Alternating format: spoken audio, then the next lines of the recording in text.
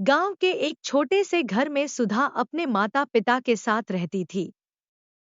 सुधा के पिता किसान थे। उनके पास एक खेत था जिसमें वे खेती किया करते थे। सुधा गांव के बच्चों को पढ़ाती थी जिससे उसे कुछ पैसे मिल जाते थे। इधर गांव में कभी सूखा पड़ जाता था, कभी बाढ़ आ जाती थी जिससे फसलें नष्ट हो जाती थी। कभी कभी तो भूखे मरने की नौबत आ जाती थी। ऐसे में सुधा अपने परिवार को लेकर बहुत परेशान रहती थी। इधर उसके माता पिता उसकी शादी को लेकर बहुत परेशान रहते थे। सुधा की एक सहेली थी, सपना। वह अच्छे संपन्न परिवार से थी।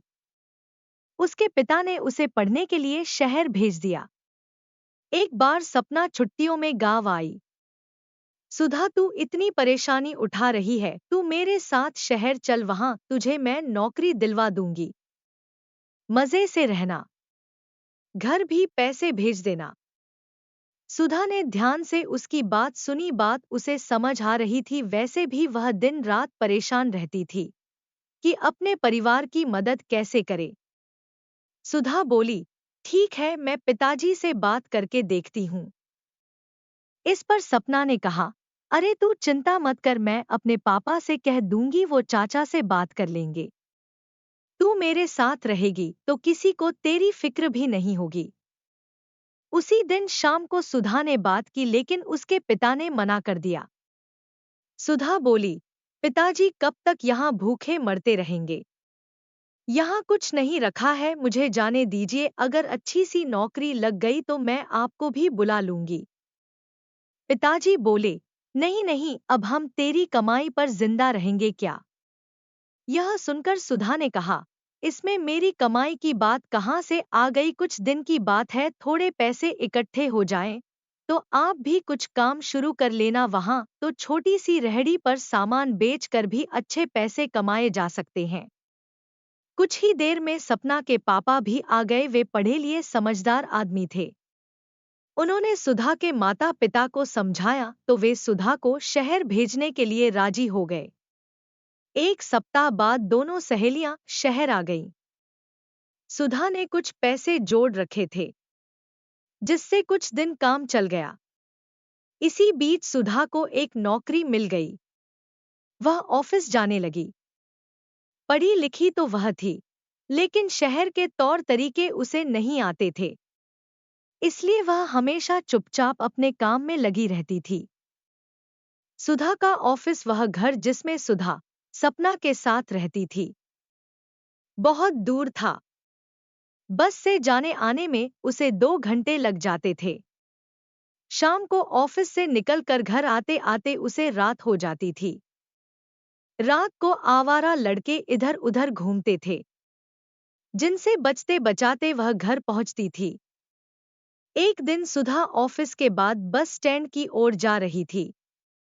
तभी पीछे से एक बाइक पर महेश उसके पास आकर रुका। महेश उसके ही ऑफिस में काम करता था और कभी कभी काम में सुधा की मदद भी कर दिया करता था। वह बोला, सुधा घर जा रही हूं, लेकिन आज तो बसों की हड़ताल है। दोपहर को यहाँ बस से किसी का एक्सीडेंट हो गया था। पब्लिक ने बस फूंक दी, तब से सारे बस वाले हड़ताल पर चले गए। यह सुनकर सुधा डर गई, अब वह घर कैसे जाएगी? वह इधर उधर ऑटो ढूंढने लगी, लेकिन जो भी ऑटो आ रहा था वह पहले से भरा हुआ था। तब महेश ने कहा, सुधा बैठो, मैं तुम्हें घर छोड़ देता हूँ। बस न होने के कारण ऑटो पहले से ही भरे हुए आ रहे हैं।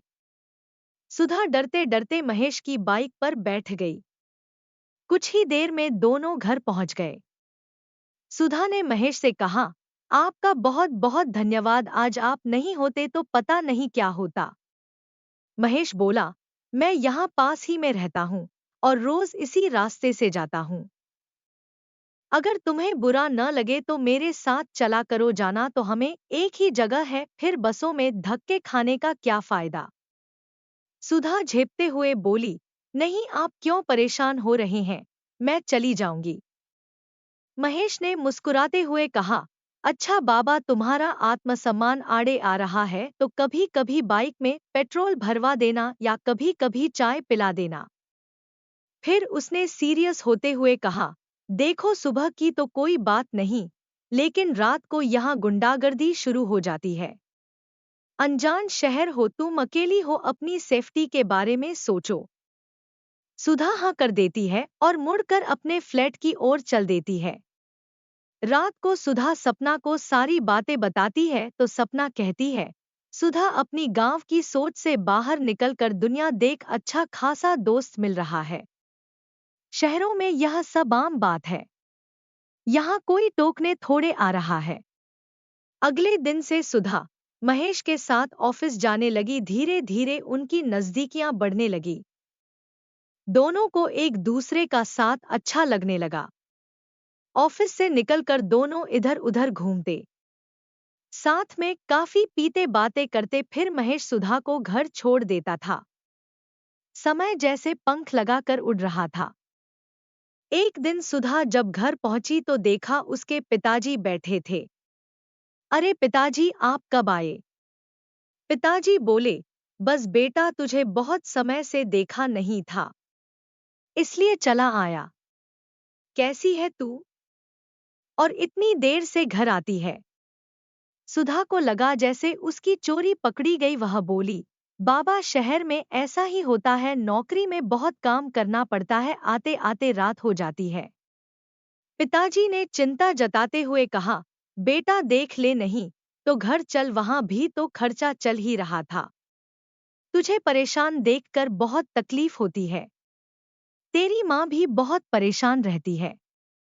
यह सुनकर सुधा सकपका गई। वह बोली, नहीं पिताजी, आप परेशान न हो, मैं बहुत मजे में हूँ। यहाँ रहना मुझे बहुत अच्छा लग रहा है और मैंने काफी पैसे भी जोड़ लिए हैं। कल मैं बैंक से निकाल कर आपको दे दूंगी, आप ले जाना। यह सुनकर उसके पिता बोले, नहीं बेटा, हम तेरी कमाई कैसे ले सकते हैं? तू अपने पास ही रख, पर जब भी तू परेशान हो घर आ जाना। अगले दिन सुबह होते ही उसके पिता गांव चले गए। उस दिन सुधा को थोड़ा डर तो लग रहा था कि कहीं उसकी चोरी पकड़ी न जाए, क्योंकि वह महेश के प्यार में पड़ चुकी थी और गांव में यह सब बहुत बुरा माना जाता है। महेश उसे लेने आया तो वह उसके साथ ऑफिस के लिए निकल गई। रास्ते में उसने सारी बात बता दी। वह महेश से कुछ नहीं छुपाना चाहती थी। यह सुनकर महेश हंसने लगा। वह बोला, पगली, बस इतनी सी बात, इसमें डरने की क्या बात है?